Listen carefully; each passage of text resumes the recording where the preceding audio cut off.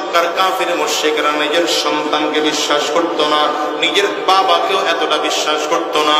আমার নবীকে যত বেশি বিশ্বাস করত, নিজের মাকেও অত বিশ্বাস করতো না যতটা আমার নবীকে বিশ্বাস করত।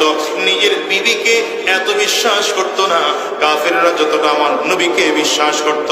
কাফিররা উপাধি দিয়েছে মুহাম্মদ হলেন আল আমিন, মুহাম্মদ হলেন সাদিক, মুহাম্মদ হলেন মাসদুক। কিন্তু যখনই নবী দাওয়াত দিলেন এক আল্লাহকে রব বলে স্বীকার করে নাও, কাফিররা সব মুখ ফিরিয়ে চলে যায়। আবু লাহাব সামনে দাঁড়ায় বলেন তাব্বাল্লাকা ইয়া মুহাম্মদ আলিহাযা জামা'তানা। তাফসীর ইবনে কাসীরের মধ্যে এসেছে আবু লাহাব দাঁড়ায় বলে মুহাম্মদ তুই ধ্বংস হয়ে যা, এই কথা বলার জন্য কি আমাদেরকে ডেকেছো নাকি? আল্লাহ তাআলা বলেন আবু লাহাব আমি আল্লাহ তাআলা তোর বিরুদ্ধে আয়াত নাযিল করলাম, তাব্বাত ইয়াদা আবি লাহাবিন ওয়া তাব। চিল্লায় বলেন না আল্লাহু আকবার। আল্লাহ তাআলা আয়াত নাযিল করলেন আবু লাহাব তুই বলেছো মুহাম্মদ ধ্বংস হয়ে যাক, আমি আল্লাহ তাআলা ডেকে বললাম আবু লাহাব তুই যে আঙ্গুল দিয়ে ইশারা করে আমার নবীর ধ্বংস হওয়ার কথা বলেছো, তোর হাত ধ্বংস হয়ে যাক। এক হাত না, আল্লাহ বলেন ইয়াদা, দুই হাতই তোর ধ্বংস হয়ে যাক। এমনকি আবু লাহাব তুই নিজেও ধ্বংস হয়ে যাবি, তোর যত সম্পদ কামাই করা আছে এগুলো ধ্বংস হয়ে যাবে, তোর স্ত্রী ধ্বংস হয়ে যাবে, তোরা উভয় মিলে জাহান্নামের আগুনের মধ্যে জ্বলবি। হ্যাঁ বাস্তবতা তাই দেখা গেল।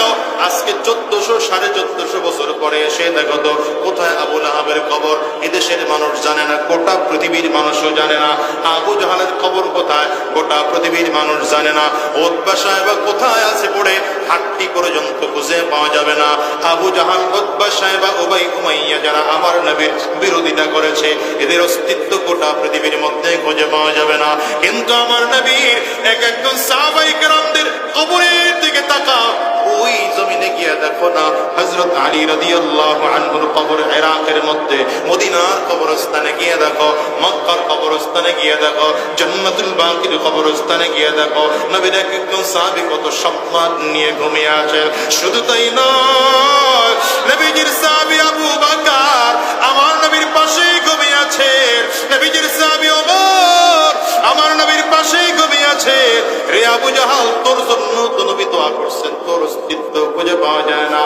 একই নামে নাম ওমর ইবনুল খাত্তাব, তোর নাম ওমর।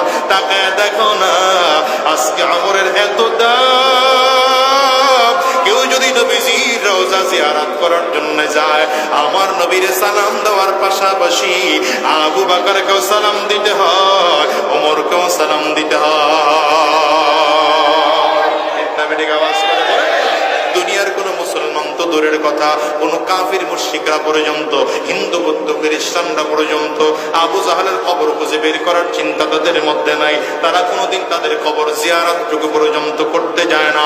কিন্তু আমার নবীর রওজা পাকের দিকে তাকাও, কত কোটি কোটি কোটি মানুষগুলো যায় নবীজির রওজায়, কত আদবের সাথে গিয়ে কথা বলে। বরঞ্চ নবীজির রওজার উপরে ওখানে চমৎকার করে লেখা আছে কোরআনের আয়াত, লা তারফাউ আসওয়াতাকুম ফাওকা সাওতিন নবী, সাবধান আওয়াজ যেন বেশি বড় না হয়।